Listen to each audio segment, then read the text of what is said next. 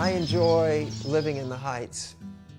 It's got the best of both worlds. It's a little town, and there's the town gossip, there's the town busybody, there's the friendly neighbor, there's the person that will do anything for you, there's the person that, if you're sick, will bring you food. It's a Texas town in the middle of the fourth largest city in the United States of America. It's the best of both worlds. And what's great about the Heights is that people come from all over the city of Houston. We have tourists that drive the streets. They love to see the houses. They love to see the front porches and the people and the way we are and the gardens and stuff. There are people looking at us all the time. There's even bus tours that come through. So we are a showcase because we're historic. It's that whole, I just love that whole neighborhood of feeling like you're actually in a small town, but it's literally in the middle of Houston, Texas. But you get that hometown feeling of going back into, an olden, golden era when it's still mom and pop, and you walk that street and, you don't see any big name chain at all. It's still very mom and pop entrepreneur business, and I like that feeling. One of the things about the Heights, I think so many people are involved at some level in the neighborhood here, and I think that's wonderful. I think that's what makes us special, as opposed to other neighborhoods in the city where people don't know each other or don't get out as much or don't participate.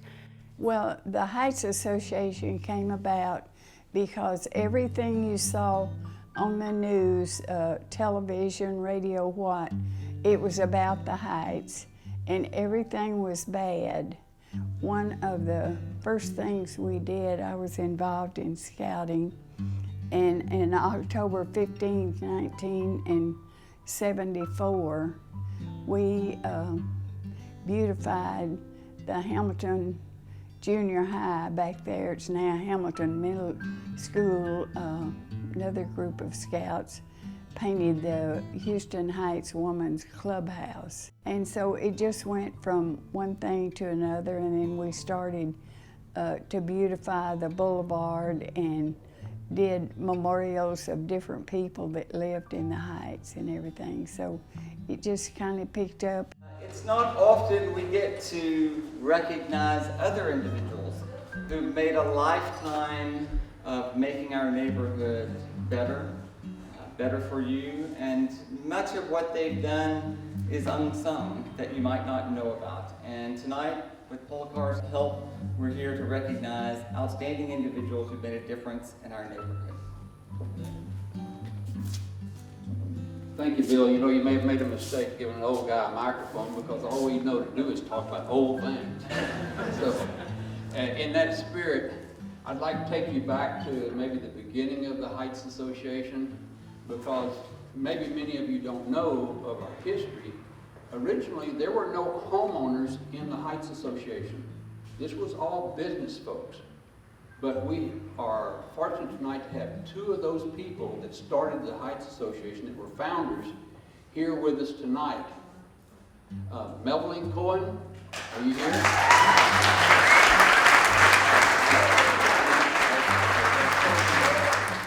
All the members then were business owners. Melvin and her husband Carl, who was the first president of the Heights Association, owned Studewood Supermarket.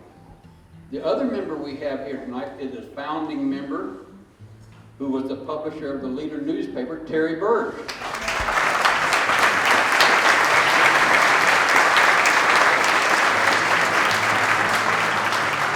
To this day, the boulevard looks the way it does because of volunteers from the community, and Jim Bennett leads this, has always led it. Every time there's a new tree that needs to be planted or resurfacing of the jogging trail, regardless, Jim sends out his email and calls for people in the neighborhood, and they show up.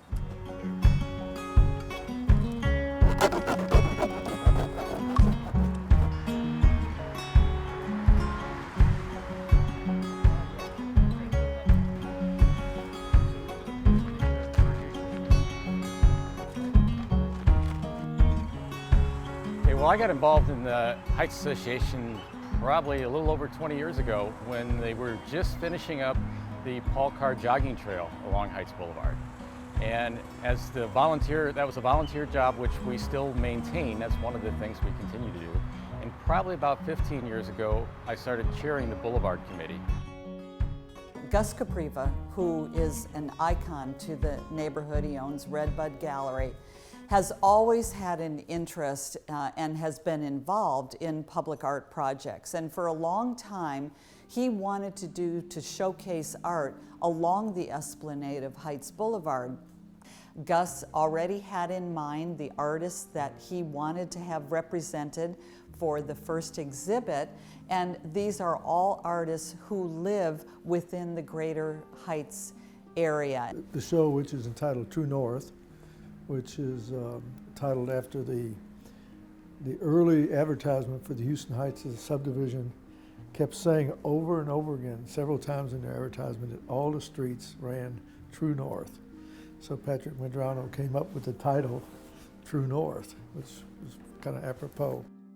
The Houston Heights Association sponsors 4 major events a year, and they occur one in each season. So in the spring season, we have the Candlelight Dinner and Home Tour. The Candlelight Dinner is the kickoff event for the Home Tour. It's probably our biggest fundraiser of the year. And because we have so many artists in the Heights and the greater area, we tend to, focus on art and all kinds of wonderful things within the auction, a dinner. And the community really supports it. About 500 people attend the Candlelight Dinner. And then that weekend, 6 homes are selected to be on tour. Everybody loves it. It's been happening for years. We have people coming in from, Beaumont and the Woodlands and well beyond to attend this home tour.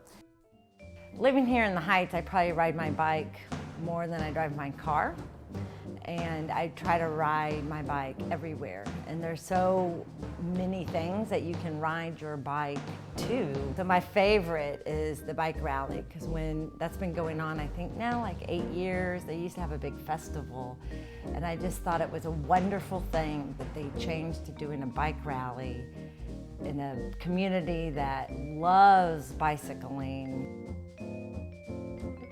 I think this year we're expecting about 800 people to ride.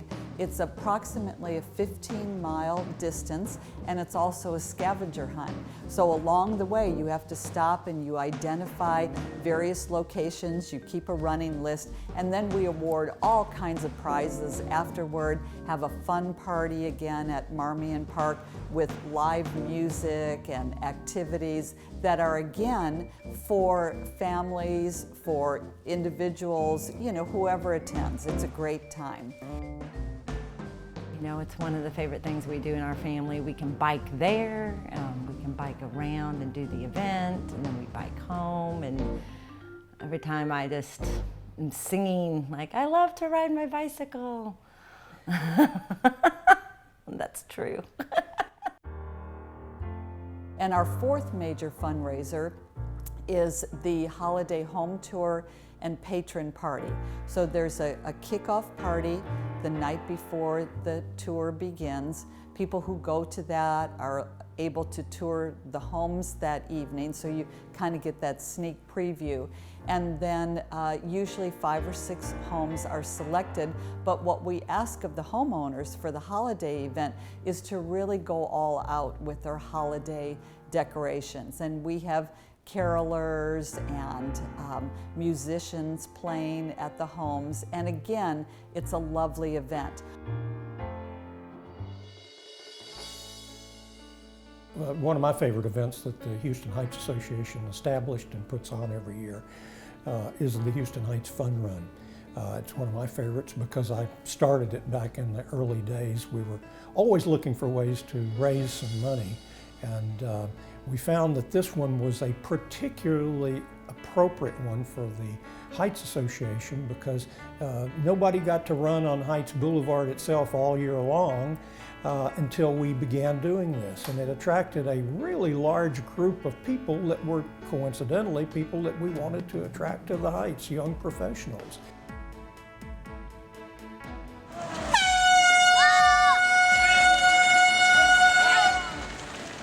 I think the original founders of the Heights Association probably could not have dreamed that the association would accomplish the things that it has. I think our dreams have come true, and my husband died in March 1st, 1999, and I know that he is dancing around thanking everybody that helped us make the Heights be what it is today.